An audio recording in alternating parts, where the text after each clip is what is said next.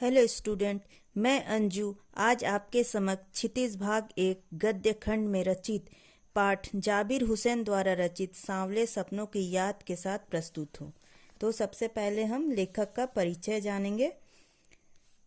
लेखक का जीवन परिचय। साहित्यकार जाबिर हुसैन का जन्म सन 1945 में ग्राम नौनही, राजगीर जिला नालंदा, बिहार में हुआ था। उन्होंने अंग्रेजी भाषा एवं साहित्य का अध्ययन कार्य किया। उन्होंने सक्रिय राजनीति में भाग लेना शुरू किया और सन 1977 में बिहार के मुंगेर विधानसभा क्षेत्र के विधायक चुने गए और मंत्री भी बने। सन 1995 में बिहार विधान परिषद के सभापति बने तथा लंबे समय तक कार्य किया। वे राजनीतिज्ञ होने के साथ साथ श्रेष्ठ लेखक भी हैं। लेखक की रचनाएं। जाबिर हुसैन हिंदी, अंग्रेजी तथा उर्दू तीनों भाषाओं के जानकार हैं और तीनों भाषाओं में कुशलतापूर्वक लेखन कार्य करते हैं। उनकी हिंदी कृतियों में प्रमुख हैं जो आगे हैं डोला बीबी का मज़ार, अतीत का चेहरा, लोंगा, एक नदी रेत भरी इत्यादि। इनकी साहित्यिक विशेषताएं हैं। जाबिर हुसैन ने अध्यापन के साथ साथ सामाजिक क्षेत्रों में भी बहुत कार्य किया है। उन्होंने अपने लंबे राजनीतिक सामाजिक जीवन में आम आदमी के संघर्ष को निकटता से महसूस किया है। इस अनुभव को उन्होंने अपने साहित्य में भी प्रकट किया है।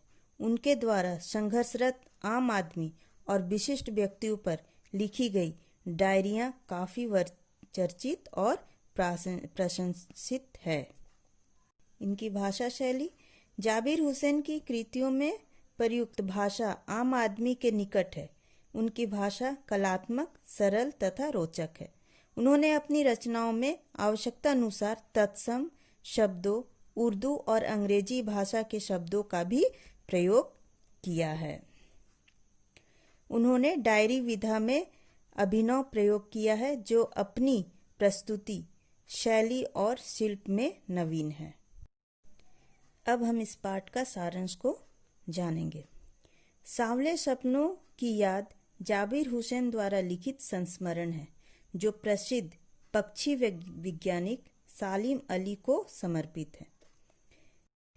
यह संस्मरण जून 1987 में सालिम अली की मृत्यु के बाद डायरी शैली में लिखा गया है। सालिम अली की मृत्यु से दुखी लेखक ने अपने दुख को, अवसाद को इस पाठ के रूप में व्यक्त किया है। लेखक ने सालिम अली को पक्षी विशेषज्ञ होने के साथ साथ पर्यावरण प्रेमी भी माना है।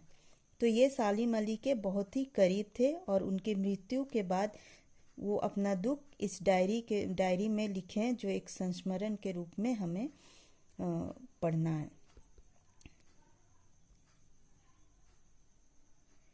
सुनहरे पक्षियों के पंखों पर सांवले सपनों का एक झुंड सवार है। यह झुंड मौत की वादी में जा रहा है जिसमें सबसे आगे सालिम अली है। वे अपने कंधों पर सैलानियों की तरह अंतहीन सफर का बोझ उठाए हुए हैं। यह उनका अंतिम सफर है। वे उस वन पक्षी की तरह विलीन हो रहे हैं जो अंतिम गीत गाने के बाद मौत की गोद में जा बसा हो। इस सोए पक्षी को कोई जगाना भी नहीं चाहेगा। सालिम अली इस बात से दुखी थे कि लोग पक्षियों को आदमियों की तरह नज़र से देखते हैं। वे झरने, पहाड़ों, जंगलों को भी इस दृष्टि से देखते हैं। ऐसे में वे इनके मधुर संगीत का अनुभव नहीं कर पाते हैं। लेखक का मानना है कि इतिहास में पता नहीं कब कृष्ण ने वृंदावन में नाना प्रकार की क्रीड़ाएं की और कब मधुर स्वर में बंसी बजाई कि वृंदावन संगीतमय हो उठा। पर आज वृंदावन जाने पर यमुना का सांवला पानी सारे घटना की याद दिला देता है। कृष्ण की बांसुरी से उत्पन्न जादू से वृंदावन कभी खाली नहीं हो सकता है। कमजोर शरीर वाले सालिम अली की मृत्यु लगभग 100 साल की उम्र में हुई।